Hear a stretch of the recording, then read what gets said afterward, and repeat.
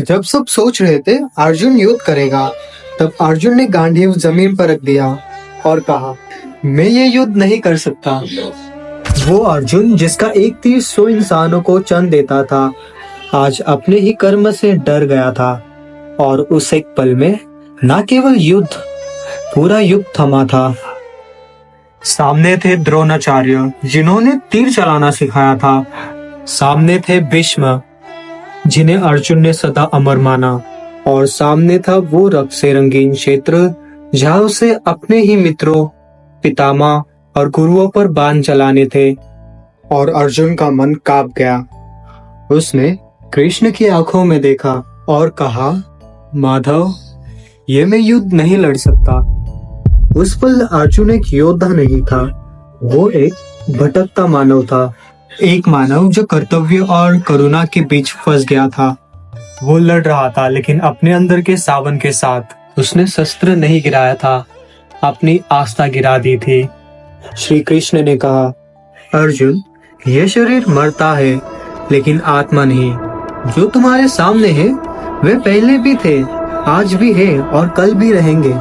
तुम शोक में हो, किंतु यह मोह का जाल है। जो जन्मा है उसे मरना भी पड़ेगा, और जो मरा है वो फिर जन्म लेगा। क्या इस सत्य पर तुम युद्ध से मुंह मोड़ोगे? ये तुम्हारा धर्म युद्ध है अर्जुन, और धर्म के समय वीरता संकोच नहीं करती। मैं तुम्हारा सारथी हूँ, लेकिन रथ चलाना मेरा काम है, युद्ध लड़ना तुम्हारा। कर्म करो बिना फल की चिंता के, क्योंकि यह कर्म तुम्हारे लिए नहीं है, एक युग के पूर्ण जन्म के लिए है। कृष्ण के शब्दों ने अर्जुन के अंदर के अहंकार को चीर दिया। जो योद्धा अब तक विरक्ति में था, वो अब समर्पण में था। गांडीव उठ गया और अर्जुन ने इस बार अपने लिए नहीं, धर्म के लिए युद्ध चुना। उस सभा में अब द्रौपदी को लाया गया। उसने सबको पुकारा था, भीष्म, द्रोणा, सबको, पर कोई ना आया। ना राजा धर्म बोला, ना मर्यादा झनकी। सब चुप थे, सब अंधे थे।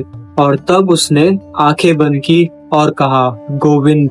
कृष्ण आए नहीं, प्रकट हुए, जैसे समय स्वयं रुक गया हो। उसी द्रौपदी के आंसू आज अर्जुन के हाथों में शस्त्र बन चुका है। ये युद्ध राज्य के लिए नहीं था, ये युद्ध लाज के लिए था। जब द्रौपदी ने चीख कर पुकारा, कृष्ण रक्षक बने, और जब अर्जुन ने हार माना, कृष्ण योद्धा बन गए। कहानी सिर्फ अर्जुन की नहीं है, ये हर एक व्यक्ति की कहानी है जो कभी अपने सच के सामने झुक गया था। लेकिन याद रखो, जब कृष्ण तुम्हारे साथ हो तो हर अंधेरा रोशन हो जाता है। एक और योद्धा है जिसके धनुष भी अमर था, लेकिन उसका सच कभी सुनाई नहीं गया। वो दानवीर था, लेकिन दुर्योधन का मित्र भी। क्या उसकी वफादारी उसका वध बनेगी? चलो देखते हैं नेक्स्ट वीडियो में। इस वीडियो को लाइक, शेयर और कमेंट जरूर कीजिएगा, और इस चैनल को सब्सक्राइब कीजिएगा। और हाँ, बेल आइकन दबाना ना भूलिए, क्योंकि हमारे वीडियो आपको सबसे पहले मिले।